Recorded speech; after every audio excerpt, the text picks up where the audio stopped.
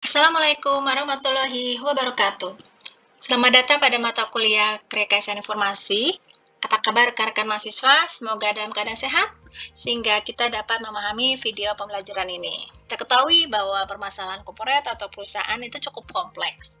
Maka, perencanaan, proses, analisis, desain, dan konstruksi itu tidak dapat dicapai hanya dengan alat otomatis atau teknologi. Salah satu solusi adalah dengan menggunakan metodologi information engineering. Nah, tahapan apa aja yang ada di metodologi information engineering itu akan dibahas pada video pembelajaran yang akan dibagi menjadi dua part. Ya.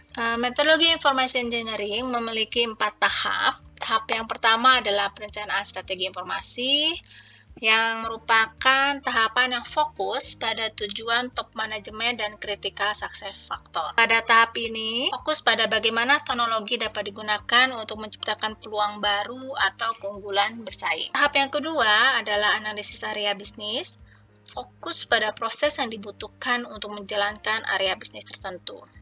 Dan bagaimana prosesnya saling berhubungan dan data apa saja yang dibutuhkan. Tahap 3 yaitu perencanaan dan perancangan sistem. Ini fokus bagaimana proses tertentu pada area bisnis diimplementasikan dalam prosedur dan bagaimana prosedur tersebut bekerja, dan tentunya keterlibatan langsung end user sangat dibutuhkan dalam tahap ini.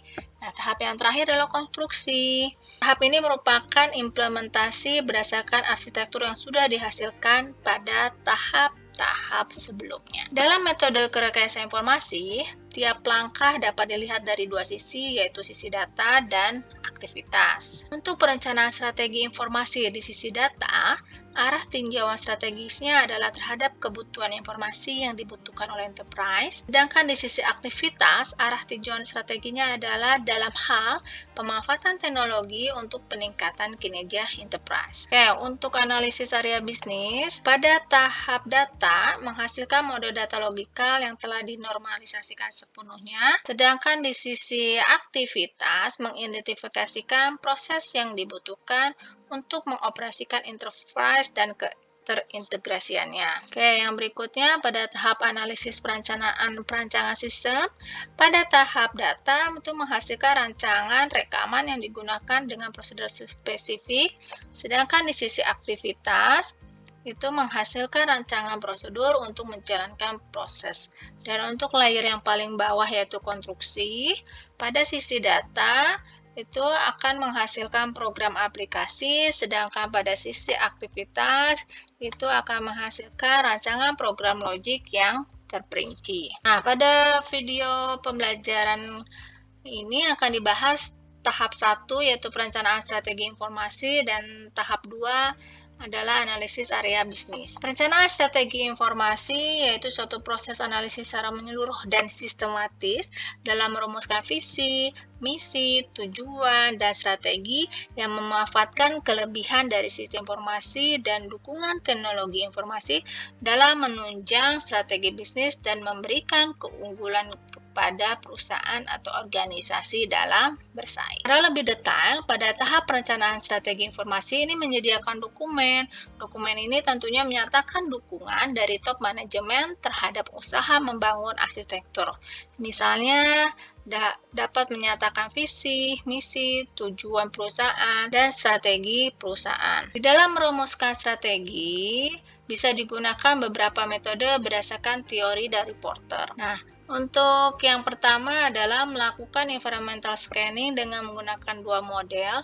Bisa menggunakan model Porter 5 Force yang digunakan untuk mengidentifikasikan ancaman dan kesempatan yang dimiliki oleh perusahaan, yaitu terhadap pesaing-pesaing yang sudah ada, pesaing-pesaing baru, ancaman produk atau jasa substitusi.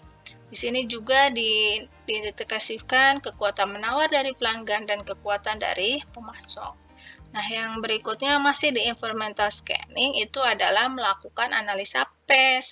Nah, PES itu singkatan dari politik, ekonomi, sosial, dan teknologi, perundangan-perundangan yang berlaku, legal, dan ekologikal. Ini lebih pada mengidentifikasikan kondisi eksternal dari sebuah perusahaan. Selanjutnya, setelah melakukan tahap environmental scanning adalah melakukan internal scanning untuk mengidentifikasikan kekuatan dan faktor-faktor positif yang berasal dari internal perusahaan, kemudian juga kelemahan dan faktor-faktor negatif dari internal, dan juga mengidentifikasikan peluang atau kesempatan dan keuntungan dari faktor eksternal dan ancaman atau resiko yang tentunya dipengaruhi oleh faktor eksternal. Nah, tahap berikutnya adalah melakukan competitive advantage dengan menggunakan value chain porter. Setelah melakukan tahap scanning, baik environmental, internal, dan competitive advantage, langkah selanjutnya adalah merumuskan misi, tujuan, dan strategi. Tahap akhir setelah terus menyusun strategi, perlu diidentifikasikan critical success factor agar teknologi informasi dan komunikasi yang diterapkan di perusahaan dapat berhasil. Nah, faktor sukses kritikal ini merupakan suatu metode analisis dengan mempertimbangkan beberapa hal yang kritis di dalam lingkungan perusahaan untuk mendefinisikan faktor-faktor apa saja yang mempengaruhi keberhasilan dan kesuksesan perusahaan. Dan dapat ditentukan jika objektif organisasi itu telah diidentifikasikan.